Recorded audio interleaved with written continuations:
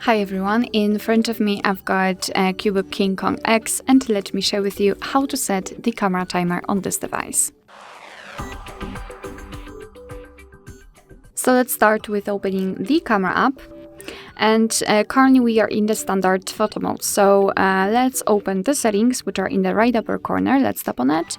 And here we have to localize the self timer. It is on the second position from the right. So let's tap on it. And in this device, we've got 3 different options. So disabled, so off, 2 and 10 seconds delay. Let me choose 10 seconds delay. Just tap on the option you'd like to use. The icon will change slightly right here. You can see the countdown. What is more, after getting back to the camera, you can see that it is notified right here in the right lower corner. So now all we have to do is to tap on the camera on the shutter button, and from now on your device will count down from 10 or 2 depending on which option you've chosen, and after that time it will take a photo.